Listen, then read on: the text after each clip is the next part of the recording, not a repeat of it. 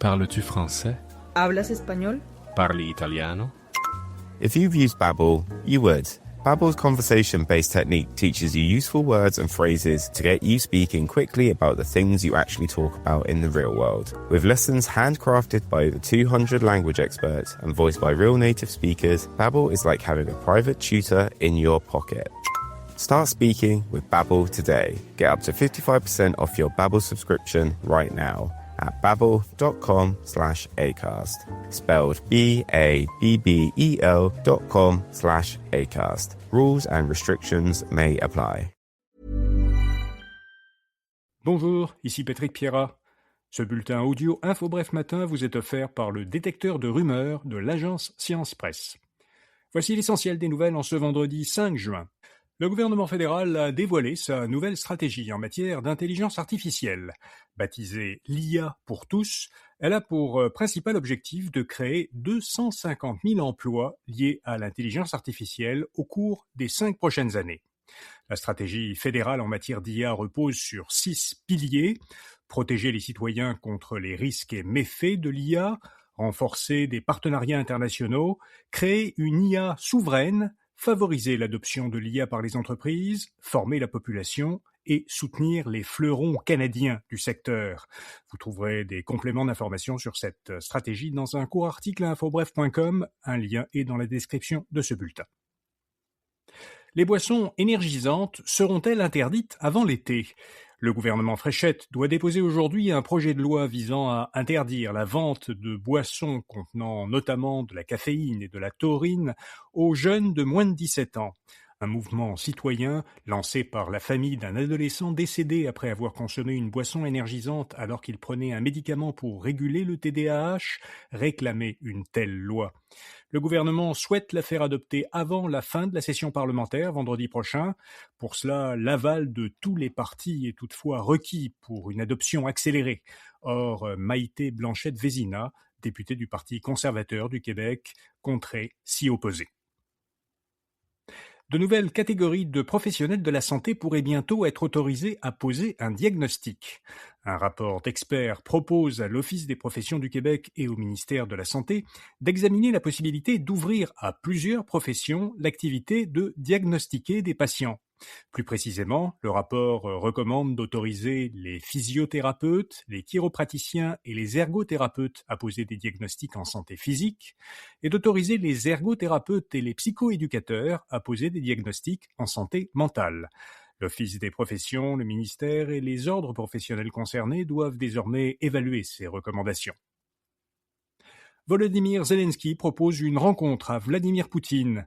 Dans une lettre ouverte, le président ukrainien a proposé hier à son homologue russe des négociations directes en vue de mettre fin à la guerre en Ukraine.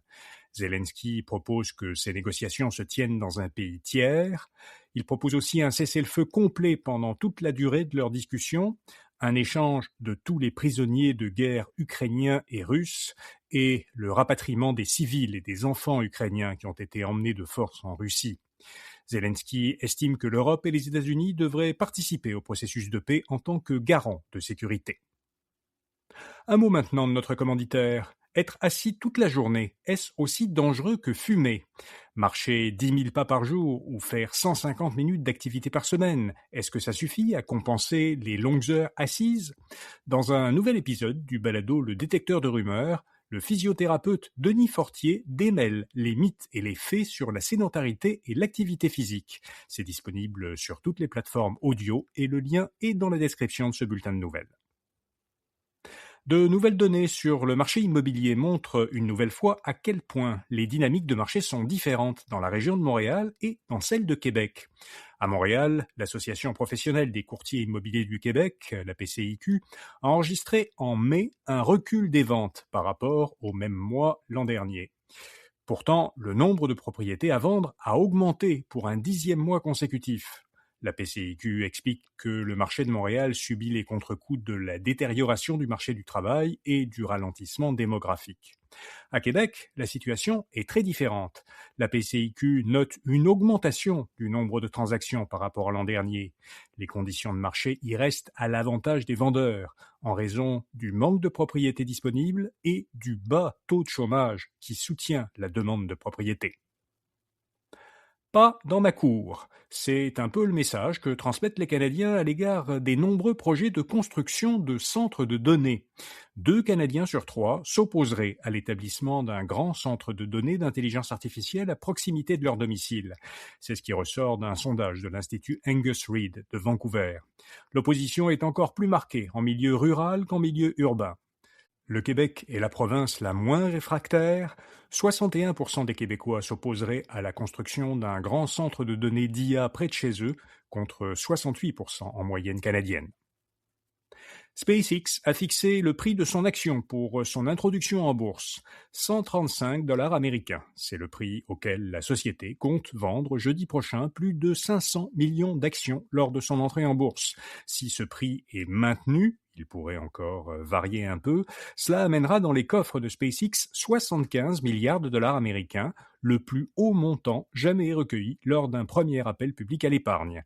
La société aurait alors une valeur de 1,8 billion de dollars américains, ce qui en ferait l'une des 10 sociétés ayant la plus haute valeur en bourse aux États-Unis, et cela donc dès son entrée en bourse. Elon Musk, fondateur et PDG de SpaceX, conserverait le contrôle absolu de la société après cette entrée en bourse. Et puis Walmart lance au Canada son service concurrent d'Amazon Prime. Pour un abonnement de $9 par mois ou $89 par an, Walmart propose une livraison gratuite depuis ses magasins le jour même pour les commandes de $35 et plus, la livraison gratuite sans montant minimal d'achat pour de nombreux produits, et un abonnement au service de diffusion vidéo Crave standard avec publicité de Bell Media. Walmart Plus concurrence directement le service payant Amazon Prime. Le Canada est, avec les États-Unis, le 2e pays où Walmart a introduit ce service. Voilà, vous savez l'essentiel. Comme chaque vendredi, on publie dans l'infolettre, InfoBref Matin, une courte sélection des meilleurs rabais de la semaine disponibles en ligne. Vous la trouverez à infobref.com ou en suivant le lien dans la description de cet épisode.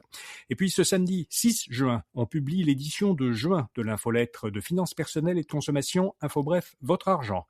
Dans cette édition, Fabien Major explique pourquoi il ne faut pas se demander si c'est maintenant le bon moment d'investir ou pas. Véronique Johannis nous parle des biais cognitifs et de leur impact sur nos décisions financières. Anthony Ménard fait le bilan boursier du mois de mai. Guillaume Désiel, un nouveau chroniqueur, nous dit que cela peut être pertinent en 2026 de détenir des cryptoactifs. Félix Côté nous parle des rénovations éco-énergétiques et nous indique lesquelles sont les plus rentables. Et puis Julien Gandelin nous présente les meilleures glacières pour cet été.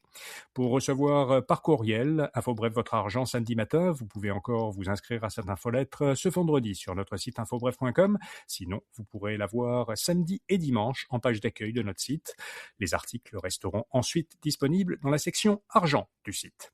Bonne fin de semaine et à lundi matin. Hey, Yetis, this is Nick and Jack from the Best One Yet podcast. Now, the last company we worked at, they used Paylocity, and everything just worked. It wasn't until launching our own media business, this show, that we realized how rare that is. Because Paylocity is one delicious burrito of operational needs.